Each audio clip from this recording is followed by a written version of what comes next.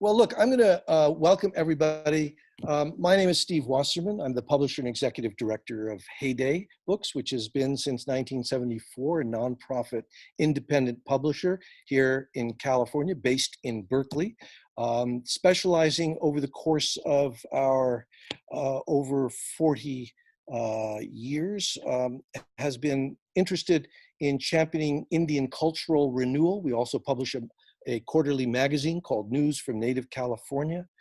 We've been champions of California's natural bounty, celebrating it as well as defending the environment. We've been especially interested in issues of social justice of all kinds, seeking to both celebrate and deepen the diversity and the goal of enfranchisement that is at the center of the California dream, if that dream could be said to be all-encompassing and something that animates many of us.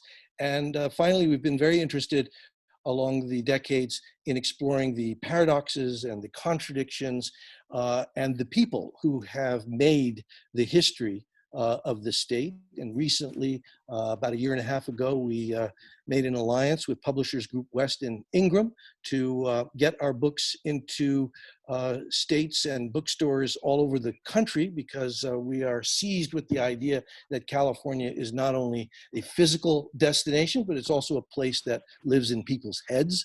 And preeminently of many of the places in the world, California has come to symbolize a certain kind of sensibility.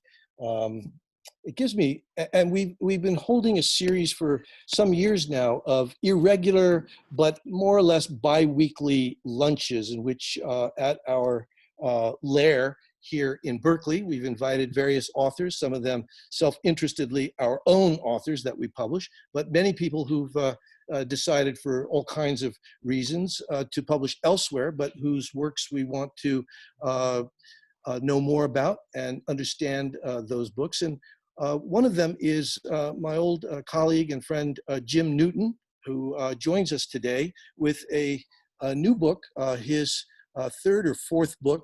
He's the author of a previous biography published in 2006 of Earl Warren. He is the author of a quite remarkable and detailed examination of Dwight Eisenhower. He worked with Leon Panetta, if I'm not mistaken, on a memoir of Panetta's service in government. And now he's acquitted himself of a new book published by Little Brown called Man of Tomorrow, The Relentless Life of Jerry Brown. I have to say, just to make a note of personal aspect, I've lived long enough, as I think many of you on this joining us, Jerry Brown has been a defining figure in not only in California over the last half century, but also personally in my own life. One of my earliest jobs in journalism was as an assistant editor on Warren Hinkle's publication published by Francis Ford Coppola, City Magazine. And I was then a 22 or 23-year-old young editor thrown into the hothouse of City Magazine. And one of the first things that we did was a piece by Kevin Starr, the late state librarian and professor at USC and the author of a multi-volume history of California, and who shared in common with Jerry Brown his Catholicism, and had some deep insight into Jerry's early interest in the Jesuits and in the monastic life. And then coming full circle 4 decades later to Heyday 4 years ago, we brought into print under a retitled name Narda Zecchino, also a former colleague of both Jim and mine at the Los Angeles Times, her acute analysis of the ways in which Jerry Brown in his third and fourth administrations had managed to preside over a kind of resuscitation of California's prospects and a kind of deep dive into the political suppleness of the man, given an extraordinary set of challenges that greeted him. And we also published about 2 years ago now a little essay by Peter Schrag, the commentator and former Sacramento Bee reporter called California Fights Back, a brief look at some of the challenges posed by the ascension of Trump into the White House and what that meant for California. So I just want to open this up and ask Jim, what possessed you a few years ago to embark on a book about a politician whose background and path has been, to say the least, extraordinary, peculiar, enigmatic. And I think for most of us who have ever met Jerry Brown, as people often say now, he's a guy who appears to many of us as to be somewhere on the spectrum. And I wonder if you could just tell us a little bit how you came to write the book, what interested you about Jerry Brown, and then also in both your conversations with him and others who had worked with him, and in the exploration you made in order to account for his evolution, both as a man and as a politician preeminently. What, if anything, surprised you in this encounter? Well, first of all, thank you, Steve. It's a delight to be with you and all of you who've joined us. It's especially a treat to be with you, Steve, after all our many years of overlapping lives. Well, let me start by answering the first half of your question. What drew me to the book? Well, as you mentioned, and thank you for it, my first book was a biography of Earl Warren. What led me to that was a lifetime of covering politics, mostly, almost exclusively in California. I became an editor at the LA Times in 2001 and had responsibility for our Sacramento coverage in addition to local government and politics coverage. And I felt like, because that was the first time I was responsible for Sacramento, that I should understand more about it. I was interested in reading about the history of governors. And what I was surprised to learn is that there really wasn't very much about Earl Warren as governor. There was so much about him as Chief Justice, of course. So that started as a source of frustration and ended up being kind of an opportunity. So that led me to Warren. Then once I had written about Warren and then subsequently worked with Leon Panetta, those two books together allowed me to talk a lot about California from, say, 1900 to about the early 1950s and a little bit beyond. Panetta, of course, grew up in California, was a member of Congress from California, then went on to work for Clinton and later Obama, and still lives in Monterey. I was interested then in following up some of that work with something more modern that would help kind of round out the history of California from roughly 1960 to the present.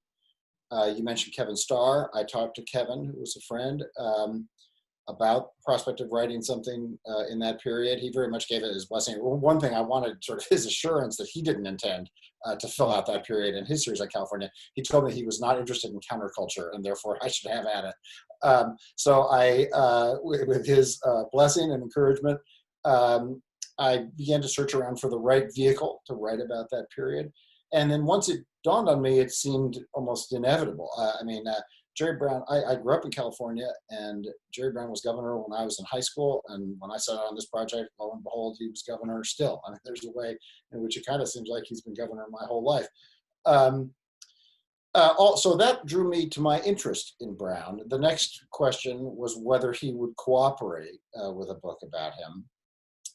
To suss out the answer to that, I first reached to Ace Smith, who was then his political consultant, still his political consultant, in San Francisco. I knew Ace from my reporting life. Ace helped hook me up with Ann Gust Brown, Jerry's wife. We talked several times. He had in the past expressed, and even currently has expressed some interest in doing a memoir, but wasn't inclined to go forward with anything. So that left an opportunity to write about him. Initially, our understanding is that our understanding was that he would agree to interviews, but that I would not use them for my newspaper work. I was still doing a lot of work for the paper at the time, but it was just wrapping up my time at the LA Times. And I run this Blueprint magazine at UCLA. And so our understanding was that I wouldn't use it for journalism. He didn't want to talk to me and have it come out during his governorship. And I assured him the book would not come out until the conclusion of his governorship. We began to talk. Initially, I would send him transcripts of our conversations after they were done, just in case he wanted to amplify anything or felt like he'd gotten something wrong. I discovered after 2 or 3 of those that he wasn't really reading them. So we sort of just gradually discontinued that and continued our interviews. All which then kind of led to the gradual construction of this book. And we can talk more about those conversations if you'd like. I'll say one more thing about the approach. Well, your second question was there anything, was I surprised by anything? And the answer to that is a lot of this came as a surprise. Some of the historical material came as a surprise, and some of our conversations included surprises. But overarching them, I would say I was surprised at the rigor and the tone or the feel of our interviews or conversations. The project I had done immediately prior to this was working with Panetta. And that, first of all, was his book, not my book. So I was helping him. So the feel of that was very different. But also the conversations we had were very different. Leon Panetta and Jerry Brown, both fascinating, interesting, wonderful people in many respects. What Panetta is, in addition to all of that, is he's very organized. So I would say to Panetta, I'm going to come up to Monterey for a week in June, and I'd love to talk about your time in Congress for that week. And that's what we would do. And we would work through the bills that he dealt with, that he introduced or voted on, and we would talk about the debates. And then, I would check his memory and interview other people, but it was very structured. That is not the way a set of conversations with Jerry Brown works. So I would come up and I would say, I want to talk about, Rose Bird today. And we would talk about Martin Buber. Or I would say, I want to talk about housing, and we would talk about, the house he grew up in, and we would talk about the kibbutz. In other words, we would talk about what he was interested in talking about. And so that made it very challenging. If I had to get used to that. The reason why that initially I was frustrated by that, because I felt like, man, I'm just not going to get the biographical material I need to understand him. And then I realized that the problem with that was fighting that. He gave me almost unlimited time. We talked 19 or 20 times, I think, total. Many of those went for 4 or 5 hours. And so I learned that if I was patient, I would get all the answers that I needed to the biographical stuff. In the meantime, I would learn a lot about how he thought and what inspired him, what motivated him, what made him who he is. And that it was much more of a listening. I was much more of a listener in those conversations than a driver of those conversations. So when you ask what surprised me, that surprised me, because that was not my prior experience as a journalist or as a book writer. But once I kind of gave into that, it became a strength, not a weakness. It became a way of really understanding him. And then the last thing I'll say, what I also learned is that I had to open myself to just arguing with him. He's very argumentative. I honestly, I'm not making this up when I say that I honestly had a 15-minute argument with him one time about whether it was appropriate for me to ask him, "How are you?" And finally I just said, "Uncle, Governor." I just meant to say hello. He can argue about anything. He loves it. He loves the verbal combat of it, and he's irascible. Is that something he learned at the dinner table in the home he grew up with with all these he had 3 sisters, right? He's the only boy in the family. His father was a hard-charging, old-fashioned Paul, really. Really grew up in the shadow of his father. Were there any expectations that was set in the household? You draw a really interesting contrast between the frugality of his mother, something of the reluctance of the mother, the father, very gregarious, and then Jerry. What expectations, as you understood it when you looked at it, were upon him as the repository of the hopes of his father, perhaps grooming him to have a certain kind of life, and Jerry's initial and perhaps lifelong temptation for a more solitary, reclusive, more contemplative life, which has always it seems, if we're to judge by the trajectory you draw in the book, to have been two poles that oscillate between a kind of stillness and a kind of activism, which have always been a kind of, they would seem to be mutually exclusive, yet he has spent a lifetime trying to fit them together in a way that seems fulfilling. I don't know that that's a question as much as it is an observation, but if you could talk about what you learned at looking at the home environment and to the extent to which that seemed to shape his sensibility, I'd love to know more. Yeah, well, first of all, whether it's a question or an observation, it's a good one because I think it's accurate. I don't think that Jerry Brown's enjoyment of argument started at the dinner table. I think he felt although the dinner table was a lively place and there was talk of politics and government and whatnot, and the issues of the day, I think sometimes Jerry Brown felt sort of squelched by those conversations, that he felt dominated and was interested in something different. You mentioned his mother. His mother, many people, I didn't know his mother or father, but many people who did and who know him have observed that he reminds them more of her than of his father. His bookish, and he looks more like her for one thing, but also his bookishness, his introspection, the interior life, I think is much more about her. And I think initially he was somewhat repelled by his father's public life. And I think he said to me, it's in the book, that he felt his decision to go to the novitiate, the seminary, was in part a rejection of the life that his father had led. He wanted something deeper, more intellectual, more philosophical, less in the ephemeral and kind of give and take of politics. And that experience in the seminary and the style of learning and questioning, I think that, and even the style of argument, I think rose more from that period. Now, as you say, he took that with him. One of his longtime friends, Nathan Gardell's, observed to me, and I included it in the book, that to him, Jerry always seems to have been one part president of the United States and one part monk.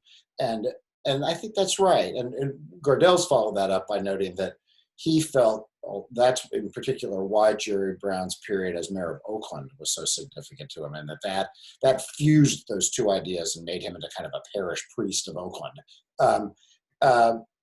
So all of those things are at work, and there is real tension between them. There's tension between the life that his father led and the life that his mother led. There's tension between the priesthood and politics, and he has managed those sometimes in a way that has struck people as contradictory and sometimes as complementary, but they are definitely both alive and well in him.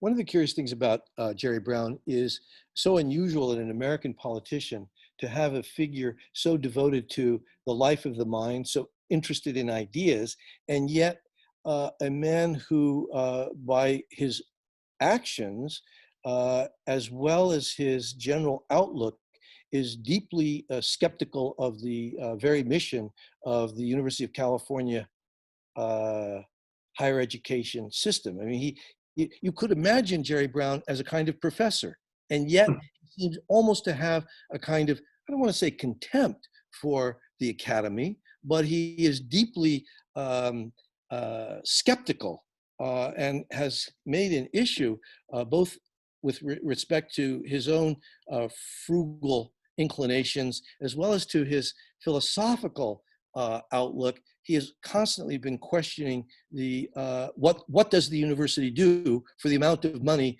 that they are asking taxpayers to support, an amount that over the decades has diminished very considerably. And so I wonder if you could speak to that, what at least outwardly seems a sort of contradiction in him.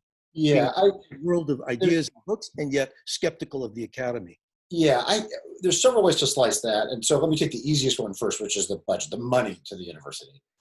It is true that Jerry Brown was much less generous with the university system than people in the university system believed he should be. In part, that's a matter of expectations, I think. Pat Brown was very generous to the university system. In fact, the California system as it is today is largely in testament to Pat Brown's work in constructing it, the master plan for higher education. Pat Brown was followed by Ronald Reagan, who was both fiscally and emotionally contemptuous of the university. And so people within the university system and supporters of it believed that when Jerry Brown came to power, that it was back to the days of Pat Brown and that the hard times of Reagan were over. Jerry did not entirely deliver on that. He did restore some funding to the university. He was more generous with the university than Reagan had been, but not at the level that his follower had been. And so the university system and its supporters were disappointed by him. That's as to a budgeter. Now, it's also important, especially after 1978 when Prop 13 passed in California, it's important to realize that Jerry Brown was frugal with everybody. And so the university wasn't singled out for cuts in that period, but it suffered along with everyone else and believed that it had earned the right to be exempt from some of those reductions. That's his, and then some of that returns in the later iteration when he inherits a large budget shortfall in 2011. The larger issue, though, I think about psychologically between Jerry Brown and the university system is that he seemed not to like the people in the system very much. He would talk about professors and administrators as if they didn't work enough, as if they were not, I don't think he ever used the word lazy, but that was kind of implied in it. He said some of the same things about judges, by the way, that he felt that the university wasn't delivering on its promise to educate students in the way that he thought it should. I think that his main failing in all of that is he never really articulated what he meant by that. And he and I talked about this very close to the end of the book. In fact, we had a day up in his place up in Williams devoted mostly to this. And by the end of it, I think he conceded, and I included in the book, that he had not really shaped the university into something different, something more like whatever was in his imagination, because he could never really say what that was. I think Jerry Brown is a classicist in a lot of ways. And I think a more classical, really more ancient education system is something that he was grasping at. But he couldn't figure out how to gravitate that or graft that on to the existing system. And so as a result, I think both the university and Brown went away kind of unhappy with that relationship. And he never really moved that question forward. He raised a lot of complaints and did some cutting and offered some thoughtful ideas for progress without ever really having them materialize. So I would not consider his relationship with the university system a successful one over the course of his career. One of the curious things about Jerry Brown is that in the first two administrations, he was widely mocked and caricatured in the national press, most memorably by Mike Royko, the Chicago columnist, who characterized him with a moniker that seems to have stuck, in which you observed that will likely be in the first paragraph of his obituary, Governor Moonbeam.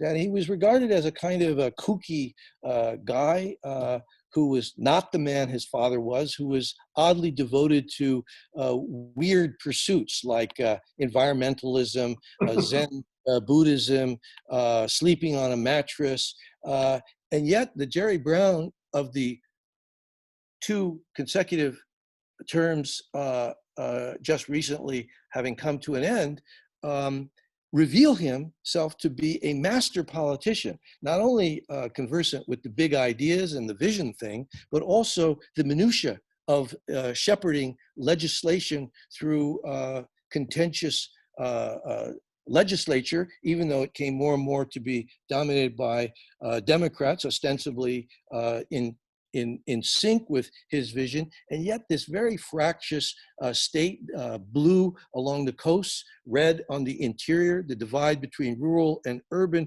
which he rather masterfully manages to build alliances and to make possible compromises on the questions of energy and a whole host of other issues, which, as much as he decries or claims as a central conceit that he's uninterested in legacy, nonetheless, your whole book is really devoted to grappling with what is the legacy. So I wonder if you could put, I know people should go out and buy for curbside a pickup. Excellent book because it's not yet safe to mingle in bookstores for fear of whatever contagion you may contract from books themselves. But I wonder if you could speak for a moment as to maybe what you regard as the 3 or 4 essential components of his legacy, or are we in the presence of so singular a politician, so unique a character that in fact there is no real structural legacy that he leaves or a lasting legacy, but like so many politicians before him, he's a kind of comet. He came and went, but unlike so many politicians, he was like Halley's Comet because he returned again. Yeah, well, there's a lot bound up in that. Well, first of all, I guess I should say, this is a conversation that drives him batty.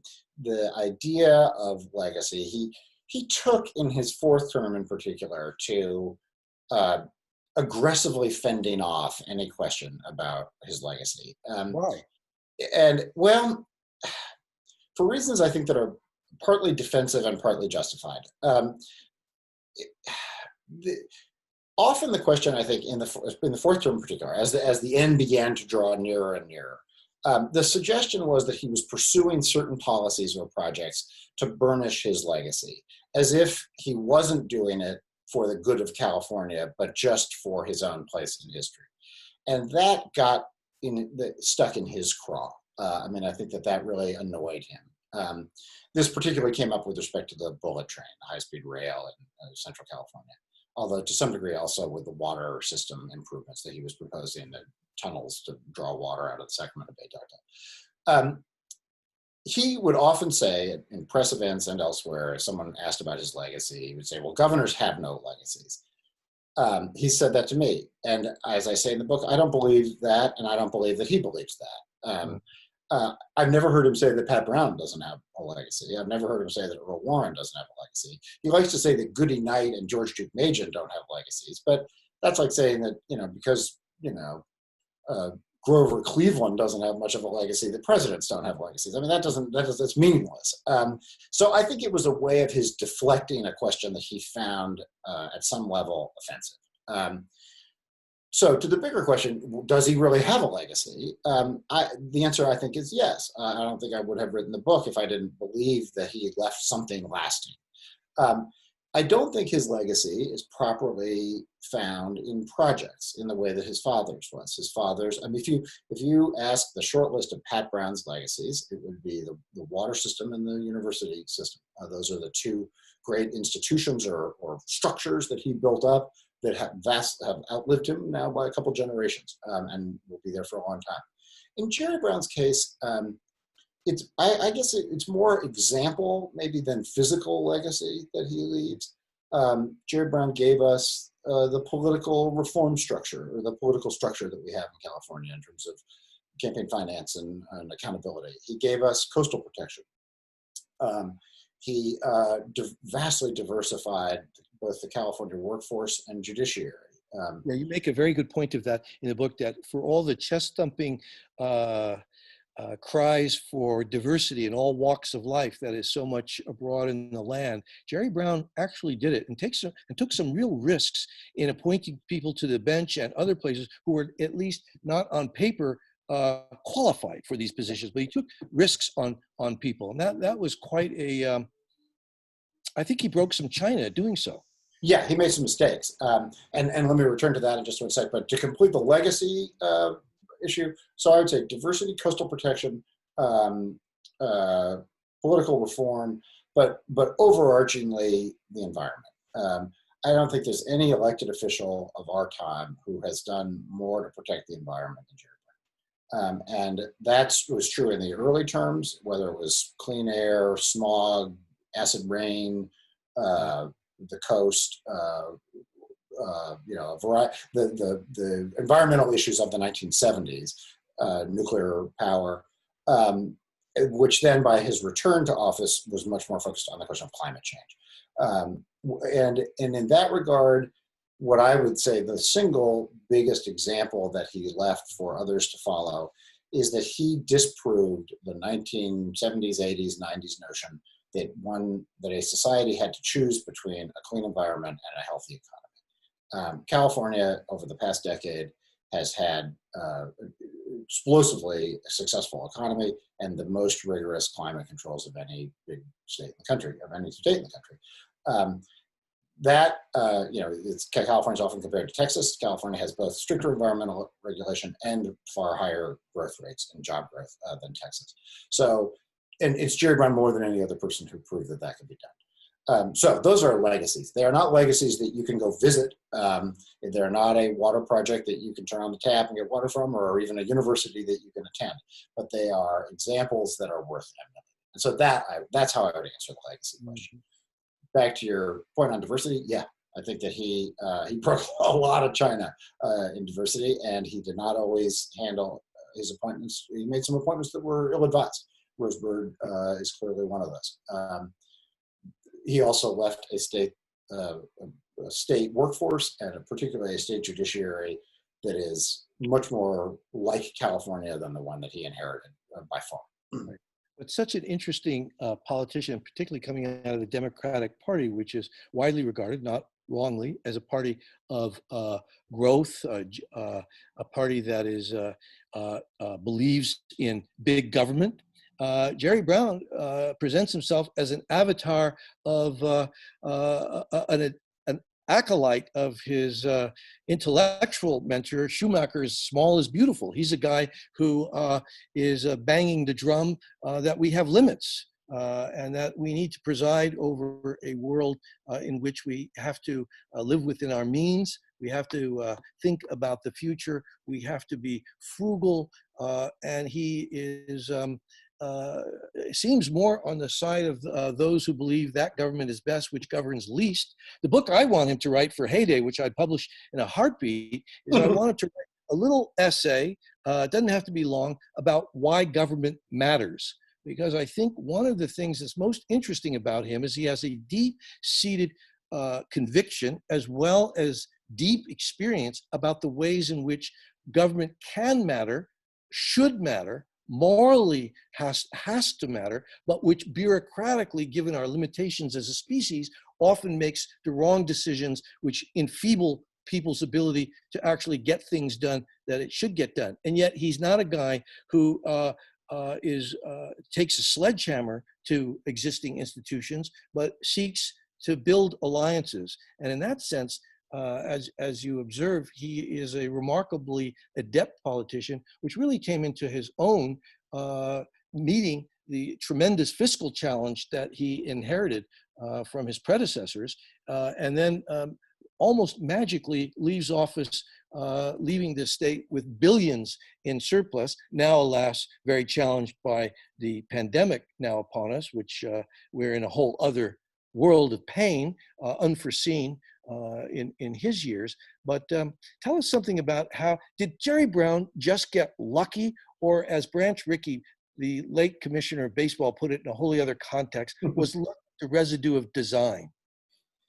Both, I would say, in his case. I mean, I think Jerry Brown, in the second iteration in particular, inherited a state that was really careening toward meltdown fiscally.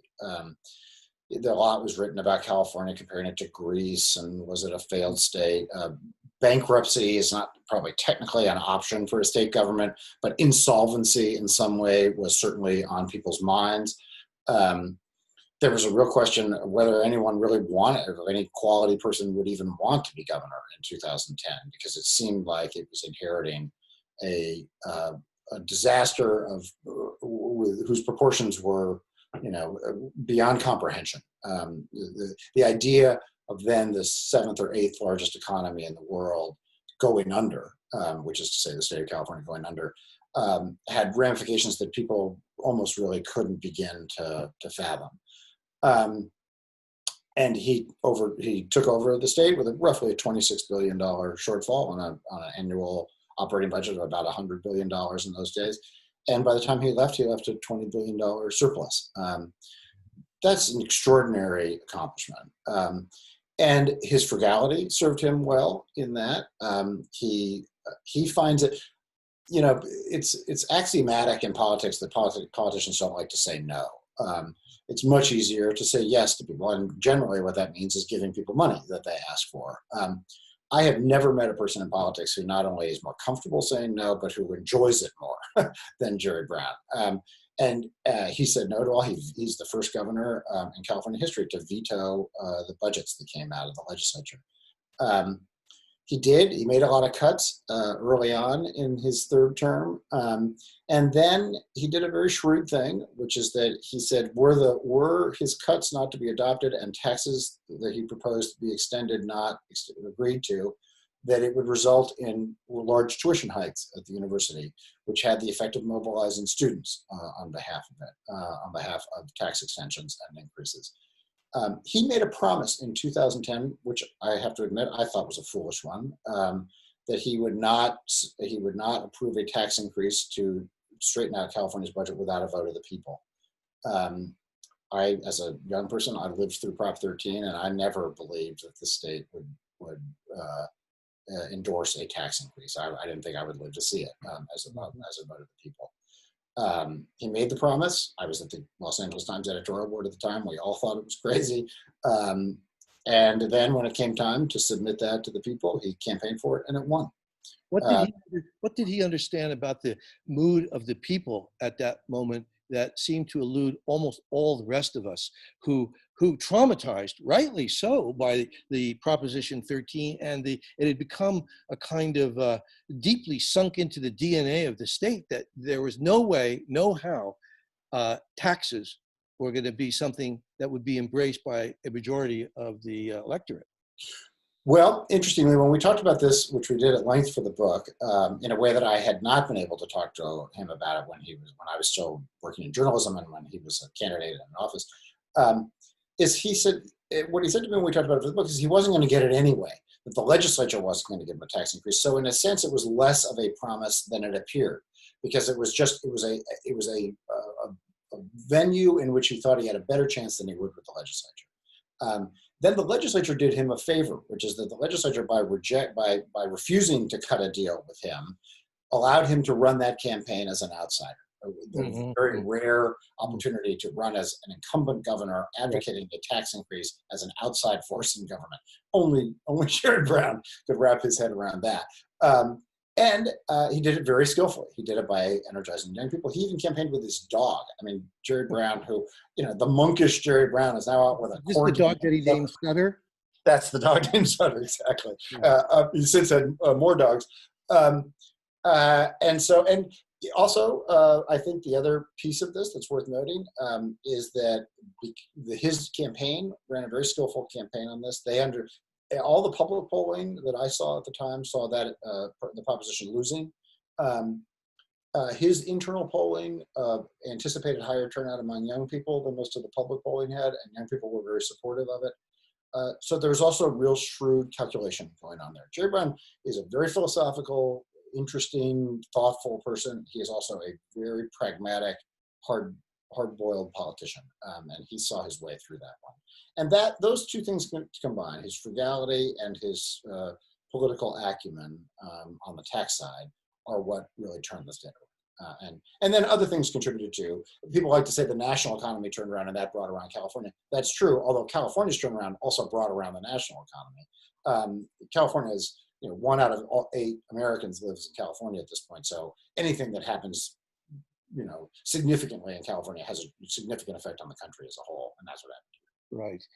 I'd like to open up the conversation to any number of people who are participating via Zoom. I don't want to monopolize the entirety of the hour that Jim has to spend with us. So I wonder if there are others listening in. If you could raise your hand, then Emmerich Anklum, our great editor and assistant to me here at Heyday, will unmute you and make it possible for you to be heard by all of us, and to Jim in particular. Does anybody have a question that they feel they'd like to ask or a comment?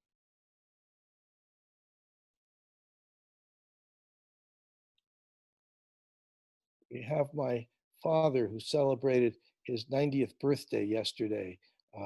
So Emmerich, unmute Al Wasserman. Well, actually, he's unmuted me Oh, because he's I raised unmuted. my hand Bruce de Benedictis. virtually. Welcome, Bruce. So Okay. my One at a experience time. We're going to go to Bruce first, then you.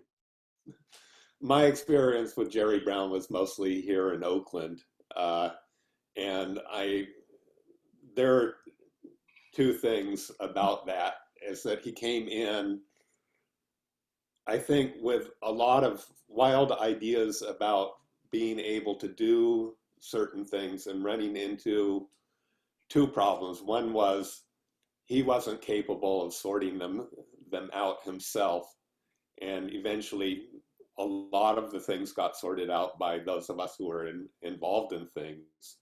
The other thing that also strikes me is his career as a real estate developer. And I think that had a lot to do with his budgeting while he was governor, which I think he did much better than he did being mayor of Oakland. We can't hear. We have to unmute Jim here so we can hear him. I'm sorry, I just was going to ask you if you would repeat the last part of your question related to real estate. I just didn't quite hear you. Well, Jerry Brown was a real estate developer, particularly here in Oakland. He'd buy old buildings and renovate them and do that. And a lot of what he did in Oakland, the whole 10,000 new units sort of thing, and getting CEQA eliminated for Oakland, I think came out of that. But it also gave him a understanding of finance, which I think helped with the state. Yes, thank you for repeating that. I misunderstood or didn't understand completely. Well, listen, first of all, I would completely agree that a focus on his time in Oakland is important to understanding him, and particularly to understanding his second governorship. He has talked about it, and he and I talked about, and it's in the book. In some ways, the lessons for him of Oakland, which are really different than the lessons for Oakland of his experience in Oakland. But the lessons for him, I think, it was really his first opportunity to appreciate the work of government in the actual lives of the people with whom he was dealing. I mean, he skipped a lot of steps to the governorship. I mean, he was 36 years old when he was elected in 1974. He had been Secretary of State, but that didn't really mean very much. And he'd never held a local, I mean, he had been a community college board member briefly in Los Angeles, but he'd never run services. He'd never delivered services to people. And so I think his experience in Oakland taught him that government is not just about the clashes of interest. It's not just the environmentalists versus developers or minority communities versus the police. That it's an actual person who wants to build a deck on their on their property, or it's actually trying to get a Whole Foods into downtown Oakland, or build 10,000 new housing units. He didn't succeed, you'll know better than me, but he did not succeed in what he set out to entirely in Oakland. He did not get 10,000 units. The recession hurt that. I think he got 7,500 or so. But I do think he learned a lot. He made some progress, and he learned a lot. And a lot of what he learned helped him to be more effective and less abstract and more concrete in his second run as governor. I think the two things, well, there are a lot of things, but the two things that stand out for me in terms of comparing his two governorships, and in terms of how different he was in those two iterations, are that he had the experience of being mayor of Oakland, and that he was married to Ann Gus Brown in the second terms. And maybe third, that he had dogs. There's something more realized about him, more humane about him in the second and third, or the third and fourth terms. And a lot of that is the experience of having a government. I thought that was the gal. All right. Dad, did you want to have a question? Yeah, well, it was more of a comment than a question. I've never met Jerry Brown, but in observing his life from afar and the effect that he's had upon governance over the half century almost that he was involved in that, Two aspects are significant to me. One was his ability to take a chance on appointing new faces and having a great impact on particularly the Supreme Court in the Rose Bird appointment and going forward from that. But more important, I think, what motivated his approach to problem solving, which is basically what you have to do when you become a governor or any elected official, was his Jesuit education and the approach that you use. When you mentioned early on that he loved to argue, that's very much in the Jesuit tradition. It's very Socratic, it's very Talmudic in many ways. There are similarities. And I think that that results in a more nuanced approach ultimately to any problem solving, because you consider things that might not be considered otherwise. You listen to the opposition, you mull that over, you cogitate, you see how it, either you can be opposed to it in some rational way or adopt part of that and thereby preempt it. And I think that is really the source of his success in his approach to governance and to life in general, really.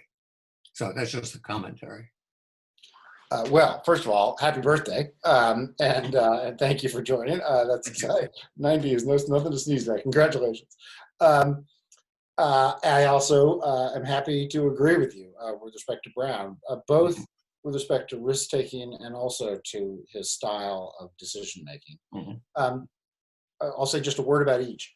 Risk-taking. He decided early on, really within the first year of his governorship, that he was going to change the composition of the California Supreme Court and in a way that really shook people up. He appointed, I think, 11 justices over the course of his 4 terms in office. Not one of them came from the bench. Every one of those appointments came out of his cabinet or out of law schools or out of different aspects of the law. The majority of them, and certainly the sitting justices today, to a person, highly regarded, diverse in every respect in terms of their backgrounds, in terms of their ethnicity, gender. The California Supreme Court today is, well, certainly one of the most admired courts in the country, and arguably more so than the court that sits in Washington. So he had a lot of really quality, significant appointments, despite the fact that he reached maybe because of the fact that he reached broadly and was thought big about who should be on the court. One exception to that, I think, is Rose Bird. Bird, a quality, smart person. Brown speaks to this day fondly, admiringly of the work she did as a cabinet officer for him. Mm-hmm. She is the person more than any other person, arguably even than Jerry himself, who secured organizing rights for farm workers in California. And again, as recently as just a couple of weeks ago, I was at an event with him, and he was talking about how amazed he was at the work she did to make that the Farm Labor Bill, the Farm Labor Relations Act, to bring it into fruition. So this is not a criticism of her as a person, but I do think that she was temperamentally not well suited to the court. She had a very difficult time adjusting to life there. She was very autocratic in her management style and rubbed the other justices very poorly. And it also caused her and him, I think, to be somewhat oblivious to the opposition that began to mount around her. Nominally about the death penalty, really more about business interests in California that were offended by her siding with litigants against business. But the end of that story, the sad end of that story, is that not only was she removed from office after Brown was no longer governor, but the campaign to defeat her took out 2 other of his justices and really set back the California court for many years. So part of risk-taking is failing, and I think that was a mistake. And he pretty much acknowledges as much today. To your other point, his decision-making style, there are pluses and minuses to his decision-making style. He asks questions that I have never heard other people in politics ask. He probes more deeply, questions fundamentals. Almost nothing offends him more than being confronted with the sort of conventional wisdom of a political question. I have a little passage in the book that talks about after he, as I mentioned earlier, he succeeded Reagan in the governorship. A little aside here, by the way, both times he was governor, he succeeded an actor, first Reagan and then Schwarzenegger. I don't know what that means. Something about California, I guess. But when he succeeded Reagan, advocates of fluoridation, fluoridating California's water, believed that finally their day had come, that Reagan and the John Birch Society and others had raised sort of strange, sort of conspiratorial objections to fluoridation, and that now they finally had Jerry Brown, who wasn't subject to all of that, those sort of machinations, that they could finally go ahead and get approval of fluoridating California's water. And there's a funny scene, what I hope is a funny scene, where they came to present the proposal to him. And when he started to ask questions, there were things like, well, if the problem here is tooth decay, why don't you just get children to brush their teeth? Why should we have to put a chemical in California's water to do it? And he began asking questions that they did not expect that they would have to answer, but they are utterly predictable if you know Jerry Brown. And as a result, by the way, California didn't, as a state, fluoridate water until Pete Wilson became governor many years later. So he doesn't accept easy answers. He questions very rigorously. In those early terms, sometimes that could be frustrating. It can still be frustrating for people around him. I think people told me of stories of arriving for a meeting with Jerry Brown with a sleeping bag because you might be kept waiting for 8 or 9 hours. And so it can bog things down. It's not efficient in the way that, say, Reagan was as governor, but it's genuine. It is a sincere attempt to get to the bottom of questions, to ask questions, to use the office of the governorship to reach out to people to ask questions. This comes up a lot in his exploration about nuclear weapons and deterrence. He loves the fact that he can dial up, George Shultz and ask him a question about deterrence, or Colin Powell, and not just be guided by whatever briefing book is in front of him. And I agree with you completely. I think that is a product of his Jesuit upbringing. It fits neatly into an inquisitive mind. He has a saying, he likes to say, it's important to live in the inquiry. And for him, the inquiry is sometimes even more important than the outcome. It is about really being immersed in the question. It can be frustrating, and it sometimes delays a response, but it produces genuinely interesting, genuinely novel ideas that don't grow out of a more traditional process.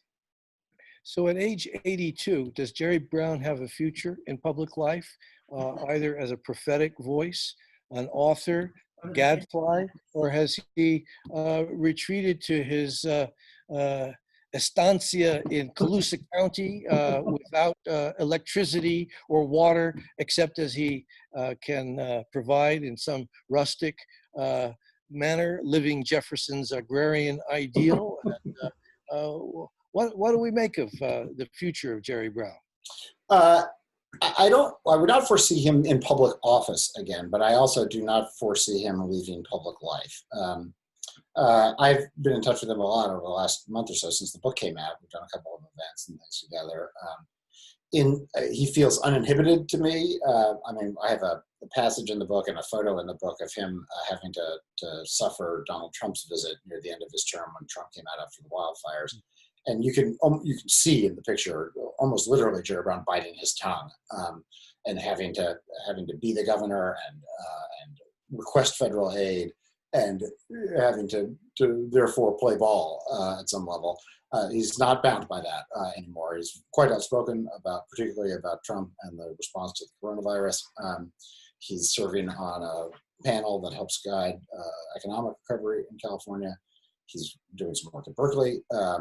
And I think preeminently, I cannot imagine that he will not continue to write and speak, particularly on climate change. Also, I think nuclear weapons and some criminal justice issues that are of interest to him.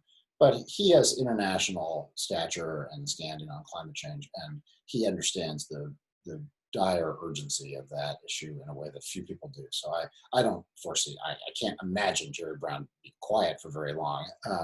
And on that issue in particular, I think he will continue to speak and with a lot to say. I think we have time for maybe one more question. Does anybody want to speak up? And if not, Yeah, Steve? yeah, Steve Wax. chair of Heyday's board. Welcome. Thank you. It's a fantastic conversation, first of all. I say that without any bias. Dying to read the book. This is an odd question. My dad was a labor lawyer in San Jose, and he was a friend of Rosebird's. He probably wouldn't disagree with your analysis. He's no longer alive. But he used to tell me that the thing that surprised him most about Ronald Reagan was that he actually made very good judicial appointments. Is that true? Yeah.